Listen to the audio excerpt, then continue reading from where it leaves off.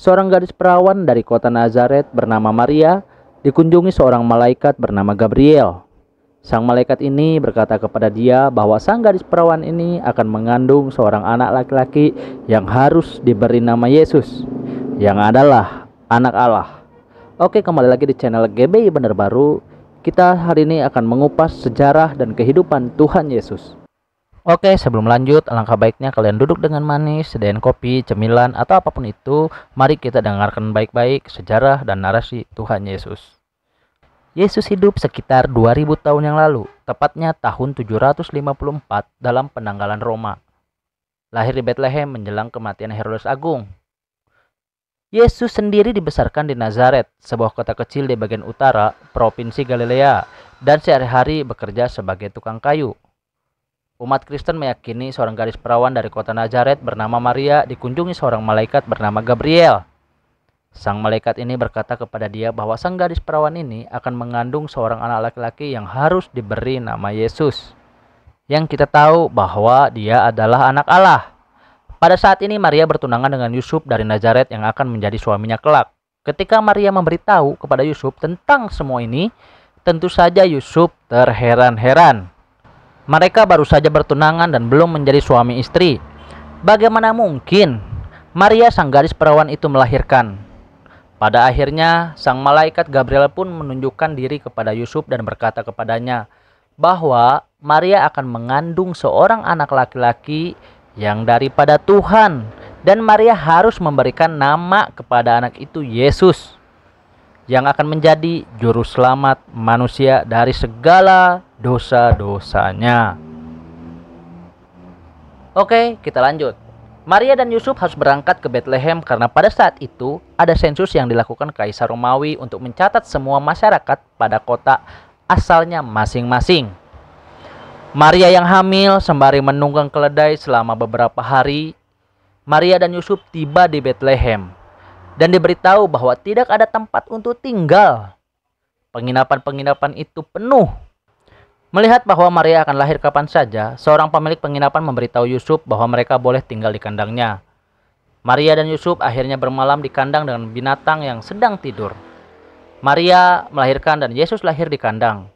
Satu-satunya tempat bagi bayi yang sedang tidur untuk beristirahat adalah palungan di dalam kandang tersebut. Dan dalam budaya mereka saat itu, palungan untuk makanan hewan terbuat dari batu dan bukan kayu, yang mana kita dapat temukan pada masa kini. Selama waktu ini, seorang malaikat menampakkan diri kepada para gembala yang akan mengawasi kawanan mereka di ladang dekat Bethlehem.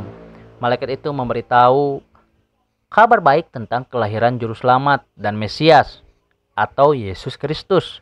Nama Yesus yang berasal dari bahasa Ibrani Yosua dan bahasa Aram Yesua yang berarti Tuhan menyelamatkan. Sedangkan Kristus berasal dari bahasa Yunani Kristos yang berarti yang diurapi. Dalam bahasa Ibrani istilah yang diurapi adalah Masiak. Oke, kita ke sejarah berikutnya. Yesus dan apa yang dia lakukan setelah dia tumbuh dewasa. Yesus tumbuh sebagai seorang pemuda di kampung halamannya di Nazaret, yang merupakan sebuah desa yang terletak di antara bukit-bukit Galilea, di daerah yang didiami oleh para petani dan peternak. Sebagai penduduk desa, tentu ia bergaul dengan orang-orang yang ada di desanya, yang bekerja sebagai petani, pedagang, pengembala ternak, dan sebagainya. Keluarganya adalah keluarga yang sangat-sangat miskin dan sederhana. Hal ini kita ketahui dari persembahan mereka di Bait Allah, yaitu sepasang burung tekukur dan 2 ekor burung merpati. Bisa kita lihat di Lukas 2 ayat 24 atau Imamat 12 ayat 8. Yesus sendiri tentu belajar membaca atau budaya Yahudi. Semua anak laki-laki harus datang ke sinagoge dan semua anak laki-laki pasti diajarkan membaca di sana oleh para rabi. Karena ia bisa membaca Taurat di dalam sinagoge di Nazaret dan belajar menulis sebagaimana yang ia lakukan ketika orang-orang membawa seorang perempuan yang kedapatan berzinah. Dalam hal bahasa, ia mengenal baik beberapa bahasa mulai dari Aram sebagai bahasa ibunya, bahasa Ibrani, dan bahasa Yunani. Menurut tradisi Yahudi, seorang anak harus mewarisi pekerjaan ayahnya. Sebagaimana Yusuf adalah seorang tukang kayu, Yesus mewarisi pekerjaan tersebut sebagai tukang kayu.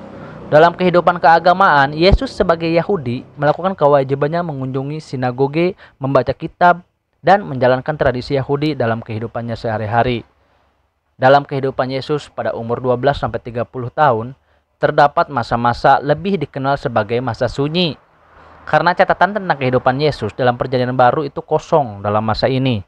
Diperkirakan masa ini digunakan Yesus untuk persiapan sebelum dirinya tampil ke muka umum.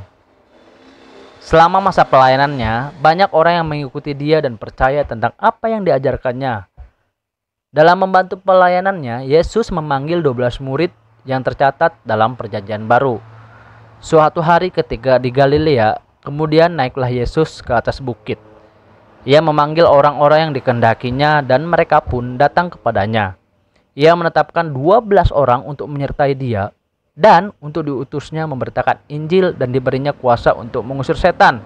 Bisa dibaca di Markus 3 ayat 13-15. Kelompok yang terdiri dari 12 murid ini telah dipanggil dan ditabiskan menjadi rasul. Inilah nama ke-12 rasul itu. Pertama, Simon yang disebut Petrus dan Andreas saudaranya, dan Yakobus anak Zebedeus dan Yohanes saudaranya, Filipus dan Bartolomeus, Thomas dan Matius pemungut cukai, Yakobus anak Alfeus dan Tadeus, Simon orang Zelot dan Yudas Iskariot yang mengkhianati dia. Bisa kita lihat di Matius 10 ayat 2-4. Kata rasul berarti orang yang diutus. 12 rasul telah mengungkapkan kepada mereka bahwa Yesus adalah Kristus, penebus dan juru selamat dunia. Mereka diutus ke dunia untuk memberikan kesaksian tentang Dia.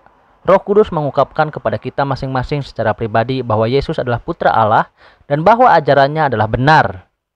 Ingat ya, ajarannya adalah benar, garis bawahi. Ketika dia bertanya kepada murid-muridnya, "Tetapi apa katamu, siapakah aku ini?" Maka jawab Simon Petrus, "Engkau adalah Mesias, anak Allah yang hidup." Oke, kita belajar tentang akhir hidup Yesus. Dalam buku yang berjudul Hari-hari Terakhir Yesus, apa yang sesungguhnya terjadi, itu ditulis oleh Craig Evans dan Wright.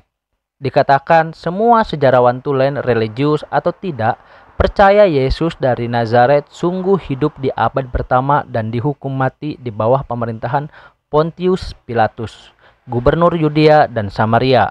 Kematian Yesus tidak saja ditegaskan dalam setiap tulisan Perjanjian Baru dan kekristenan awal, ia juga diterima oleh para penulis Yahudi dan Romawi. Josephus, seorang sejarawan Yahudi di abad pertama, mengatakan bahwa Yesus telah dituduh oleh para pemimpin Yahudi dan dihukum untuk disalibkan oleh Pilatus.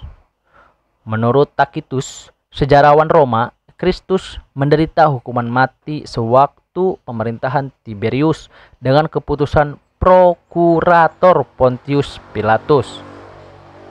Ada setidaknya 4 alasan yang menjelaskan mengapa Yesus sampai disalibkan, yang merupakan hukuman terhina pada saat itu. Pertama, caranya memasuki Yerusalem di permulaan minggu terakhir pelayanan Tuhan. Ia memasuki kota suci itu dengan menunggang keledai di tengah teriakan, "Hosana, diberkatilah kedatangannya kerajaan nenek moyang kami Daud." Teriakan Hosana, mereka yang mengacu pada Mazmur 118, merupakan pernyataan bahwa ia datang ke bait Allah. Dalam nama Tuhan, tidak lain adalah Daud, yang telah ditetapkan menjadi raja dan pemimpin Israel. Maka sejak ia memasuki Yerusalem, ia telah ditempatkan pada jalur yang bertabrakan dengan penguasa Romawi. Alasan yang kedua adalah tindakannya di bait Allah yang mengacaukan perdagangan serta menantang para imam dengan perkataannya, "Bukankah ada tertulis, rumahku akan menjadi rumah doa bagi segala bangsa? Tetapi kamu telah menjadikannya sarang penyamun." Kita bisa lihat di Markus 11 ayat 17. Tindakan serta perkataan Yesus mengandung arti bahwa penguasa bait Allah telah gagal menghidupi panggilan mereka. Bait Allah tidak lagi menjadi tempat doa bagi segala bangsa. Hal yang paralel juga menimpa orang lain yang merupakan hal yang sama. Ia adalah Yesus bin Ananias. Namun Yesus bin Ananias tidak sampai dihukum mati. Walaupun dalam tanda kutip para pemimpin agama menuntut hukum mati jatuh padanya. Dan alasan yang ketiga adalah tentang perumpamaan kebun anggur. Bisa kita lihat di Markus 12 ayat 1-12. Yang membuat jengkel para imam kepala. Hal ini disebabkan karena dasar dari perumpamaan tersebut diambil dari kitab Yesaya yang mengingatkan Israel tentang penghukuman yang akan segera tiba. Alasan terakhir yaitu pengurapannya oleh seorang perempuan tanpa nama. Bisa kita lihat di Markus 14 ayat 3-9 yang dianggap sebagai pengurapan mesianik yang diikuti oleh peristiwa pengkhianatan Yudas. Itulah alasan mengapa Yesus bisa dihukum mati. Tindakannya yang baik memasuki Yerusalem maupun di halaman bait Allah yang seolah-olah memiliki otoritas mesianis, memang ia diurapi oleh paling tidak oleh pengikutnya. Suatu pengurapan yang mungkin ditafsirkan mengandung makna mesianis atau dalam tanda kutip, pada akhirnya penyaliban Yesus adalah kehendak Tuhan dan penggenapan nubuatan di dalam Yesaya. Penyaliban Yesus adalah batu penjuru iman Kristen. Semua isi Alkitab mengarah pada momen puncak dalam sejarah umat manusia. Yesus Kristus, Putra Allah, memberikan hidupnya untuk mengalahkan konsekuensi mematikan dari dosa dan untuk semua. Ini dosa untuk semua ya. Melalui kematian yang paling menyakitkan, datanglah hadiah terbesar, keselamatan kita melalui Mesias atau melalui Juru Selamat Tuhan kita, Yesus Kristus. Penyaliban adalah hukuman mati. Tangan dan kaki yang dipaku atau diikat pada balok kayu dan dibiarkan tergantung di sana sampai mati karena kelelahan atau sesak napas. Penyaliban yang dialami Yesus bahkan lebih brutal daripada hukuman biasa bagi para penjahat. Tuhan Yesus sendiri diberi mahkota duri, dipukuli di sepanjang jalan, diejek, dan dihina. Terkadang kaki para penjahat dipatahkan untuk mempercepat prosesnya. Tetapi Tuhan Yesus ditusuk di samping dan bertekad untuk mati agar kakinya tidak patah. Meskipun penyaliban adalah eksekusi, itu juga merupakan penghinaan dengan membuat orang yang dikutuk menjadi rentan. Setelah kematiannya, umat Kristiani meyakini Yesus bangkit daripada orang mati pada hari yang ketiga. Satu-satunya kejadian seperti itu dalam Alkitab, bukti kuburan kosong terlalu kuat bahkan untuk disangkal oleh para penentang Yahudi dari agama Kristen. Kisah penguburan adalah salah satu bukti tentang Yesus. Tuhan memastikan bukti dari bagian terpenting kematian Yesus. Kebangkitan tidak dapat disangkal. Kematian dan kebangkitannya memperkuat semua yang telah Dia ajarkan atau Tuhan ajarkan, dan menguatkan pekerjaan yang akan mereka lakukan, yaitu menyebarkan berita Injil. Demikianlah sejarah Tuhan Yesus. Kita mengenal bahwa Yesus sendiri mati di kayu salib untuk menebus kita sebagai umat manusia. Kita sebagai orang-orang percaya yang mengenal Tuhan Yesus, mari kembali dan jangan pernah menyalibkan Tuhan Yesus untuk kedua kalinya. Salam damai, Tuhan memberkati.